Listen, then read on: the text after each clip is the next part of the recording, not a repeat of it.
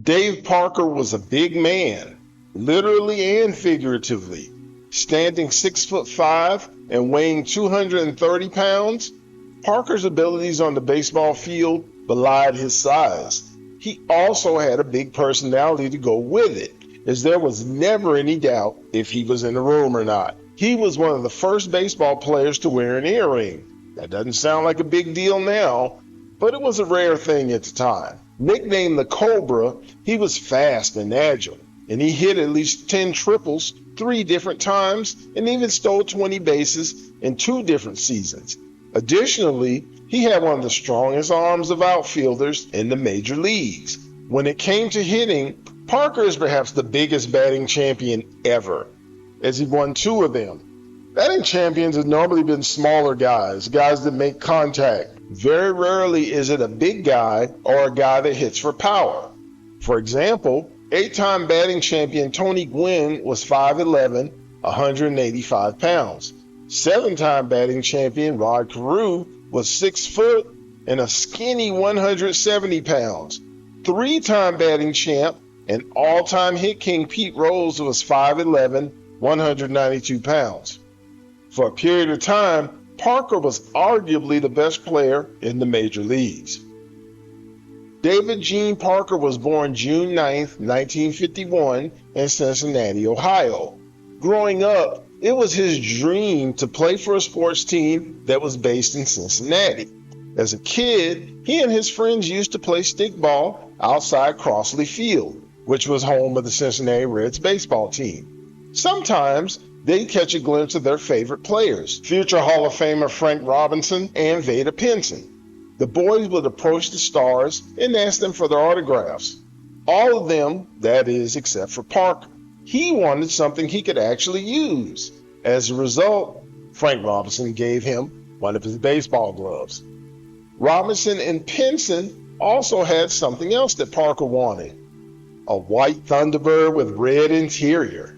He wanted to become a star baseball player so he could get one just like they had. Later, Parker was a vendor during Reds games, peddling hot dogs and popcorn, peanuts, that type of thing. Parker later reflected that he was the worst vendor ever because he spent most of his time watching what Robinson and Pinson were doing on the field. A standout player in 3 sports, Parker thought he was on his way to being a football player. However, a knee injury in high school helped to derail that dream. While he was still in high school, he asked one of his teachers if he could miss class to go try out for the Pittsburgh Pirates baseball team. The teacher told him no. But guess what? Parker went anyway, and eventually he was drafted in 1970 by the Pirates as, of all things, a catcher. After he got to training camp, the Pirates converted him into an outfielder. Reportedly, Roberto Clemente, who was the Pirates' right fielder at the time, upon seeing Parker said, quote, "There's my replacement," unquote. Clemente was right. After becoming a full-time starter in 1975, Parker was an immediate star. Mentored by future Hall of Famer Willie Stargell, he finished 3rd in league MVP voting, hit .308, led the league in slugging percentage, and drove in over 100 runs while also hitting 10 triples. In 1977, he won his first batting title while also leading the league in hits and doubles. He also won his first Gold Glove and made his first All-Star team. We're going to take a time out from our story to ask you to like, subscribe, share, comment, hit that notification bell, and repeat when it comes to our videos. Now, back to our story. 1978 was a trying and also a rewarding season for Parker. He'd gained a reputation as a hard-nosed base runner. At least 3 different catchers had been knocked unconscious, had to leave the game, or had their collarbones broken tangling with him at home plate. In a play at home plate, he fractured his jaw and cheekbone area. As a result, he missed 11 games. When he returned to action, he wound up wearing a variety of face masks for the final 13 weeks of the season. Despite those issues, Parker still easily won the National League Most Valuable Player award. He also won his 2nd straight batting title, all while hitting 30 home runs, driving in 117 runs, hitting 12 triples, stealing 20 bases, as well as leading the league in slugging percentage, OPS, and intentional base on balls. Oh yeah, he also won another Gold Glove too. 1979 would be one of the greatest seasons of Parker's career. In that year's All-Star game, he threw out 2 base runners while also winning the game's MVP award. He also helped lead the Pirates to the championship as they beat the Baltimore Orioles in 7 games. As a reward for his efforts, Parker became one of the first players in team sports to sign a $1 million a year contract. He'd earned it. He always played hard and he never dogged it. Even after he got his big contract, he was proud that he still always played all out at all times. However, after hitting over 300 for 5 straight seasons, Parker's star began to dim. A combination of injuries, weight issues, and drug abuse contributed to his downfall. After 11 seasons with the Pirates, the team allowed Parker to test free agency. As a result, Dave realized a childhood dream by signing with his hometown team, Cincinnati Reds. With the Reds, he had his greatest statistical season in 1985, reaching career highs in both home runs and RBI. He also hit .312, led the league in doubles, intentional bases on balls, and total bases, won the Silver Slugger Award, and also finished second in league MVP voting. After being traded to the Oakland A's following the 1987 season, Parker helped the A's make consecutive World Series appearances.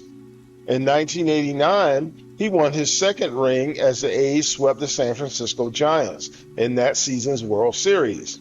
Parker retired following the 1991 season and finished his career with a .290 batting average, 339 home runs, and 1,493 RBI.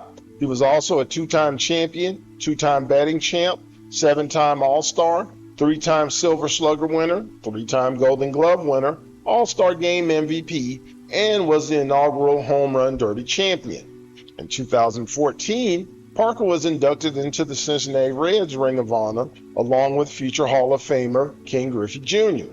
In 2022, he was inducted into the Pittsburgh Pirates Hall of Fame as a member of their inaugural class. In December of 2024, Parker was elected to the Major League Baseball Hall of Fame. He was scheduled to be inducted on July 27, 2025. After hearing about his election, Parker asked, quote, "What took so long?" unquote. Then he began fighting hard just to make it to Election Day.